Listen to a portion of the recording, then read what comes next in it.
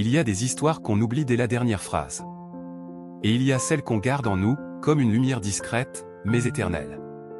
Voici celle de Samuel. Un homme que la vie avait blessé, jusqu'au silence, et celle de Nora, une enfant douce. Une rencontre inexplicable mais qui allait tout changer. C'est une histoire sur l'espoir, sur les âmes qui veillent. Et sur ce qu'on appelle le dernier message. L'appartement de Samuel Dossou, un jeune homme écrivain de 35 ans, sentait le renfermé, le vieux papier et le café froid. Le plafond craquait légèrement à cause de l'humidité. Il ne faisait pas froid, mais il gelait de solitude. Il était assis là, seul, dans une pièce éclairée par une ampoule nue, tremblotante. Sur la table, une machine à écrire, usée par les années. Chaque touche faisait un bruit sec, métallique, presque violent. La bande d'encre était presque sèche, mais suffisante pour frapper encore quelques vérités. Ce soir-là, Samuel ne cherchait pas l'inspiration. Il écrivait ce qu'il pensait être sa dernière lettre. Je pars, non pas parce que je n'aime plus la vie, mais parce que je ne sais plus où la trouver. Il la plia soigneusement. L'inséra dans un vieux roman, puis il enfila son manteau, mit ses chaussures et sans bruit, sortit. Il marcha longtemps, jusqu'à un parc. Là, sous un vieux chêne, un banc de bois usé, il y déposa le livre lentement comme on ferme une porte. Puis, il s'en alla, le cœur lourd, mais étrangement léger. Le lendemain matin, il revint. Pas pour récupérer le livre, mais il ne savait même pas pourquoi. Et là, une fillette, assise sur le banc. Elle lisait. Petite, silencieuse, une robe blanche, trop grande pour elle, les cheveux attachés en 2 couettes. Elle leva les yeux. « Tu écris bien, dit-elle. » Samuel resta figé. « Ce n'est pas un livre. C'est une lettre. »« Non, répondit-elle.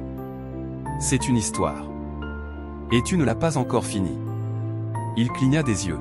« Comment tu connais mon prénom ? » ?»« Je le connais, c'est tout. » Elle s'appelait Nora. Il revint le jour suivant. Et celui d'après, toujours le même banc. Toujours Nora. Elle lisait. Puis parlait peu. Mais ses mots touchaient. « Pourquoi t'as arrêté d'écrire ? » ?»« Parce que plus personne ne lit. »« Moi, je te lis. » Samuel ne savait plus quoi penser. Mais avec elle, il se sentait compris. Un matin, alors que la rosée brillait encore sur les feuilles, Nora posa une question. « Tu crois que ceux qu'on a aimés peuvent nous entendre, même après ?» Samuel baissa les yeux. « Ma mère est partie quand j'étais jeune. C'est la seule qui croyait en moi. Je lui avais promis un livre. Mais je ne l'ai jamais écrit. Une larme. Une seule. » Il l'essuya discrètement. Nora murmura. « Peut-être qu'elle t'écoute encore. Peut-être qu'elle attend. Peut-être que je suis là pour ça. » Un matin, elle ne vint pas. Ni le jour suivant. Ni le surlendemain.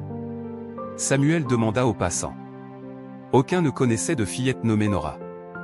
Il retourna au parc. Chaque banc semblait plus vide que la veille. Le silence s'était installé à nouveau. Mais cette fois, il faisait plus mal que jamais.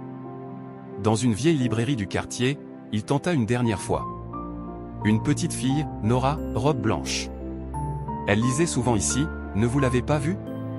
Le libraire releva la tête, surpris. Oui. Il y a longtemps. Une enfant douce, très gentille, mais elle est décédée il y a 10 ans. Un accident de voiture. Juste là, devant le parc. Samuel sentit un frisson dans le dos. 10 ans. Le même âge, le même nom. Le même banc. En rentrant chez lui, le cœur serré, Samuel découvrit quelque chose. Sa machine à écrire était allumée. Une feuille, insérée parfaitement. Et ces mots tapés, en lettres bien droites. Tu es prêt. Raconte notre histoire. Personne d'autre n'était entré et pourtant, quelqu'un lui avait tendu la main. Samuel fondit en larmes. S'assit ensuite et commença à écrire. Il écrivit, jour après jour, sans jamais s'arrêter. Chaque mot venait du cœur. C'était sa vérité. Son histoire. Son combat. Et surtout, Nora.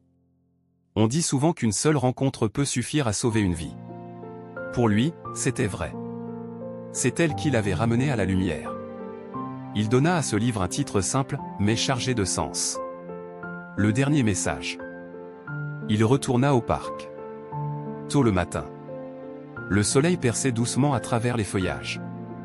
La lumière était calme, presque sacrée. Sur le banc, il déposa le manuscrit. À côté, une lettre manuscrite, soigneusement pliée. À Nora. Celle qui a vu ce que personne ne voyait en moi. Celle qui m'a parlé, quand plus personne ne le faisait. Merci. Il s'assit. Ferma les yeux. Le vent se leva doucement, comme une caresse. Et pendant un court instant, il sentit une main minuscule frôler la sienne. Il sourit. Parce qu'il savait. Elle était là. Si cette histoire vous a touché, alors abonnez-vous et activez la cloche de notification pour ne rien manquer. Chaque semaine, de nouvelles histoires vraies, poignantes ou inspirantes. Parce que parfois, un simple récit peut changer une vie. Merci de votre soutien.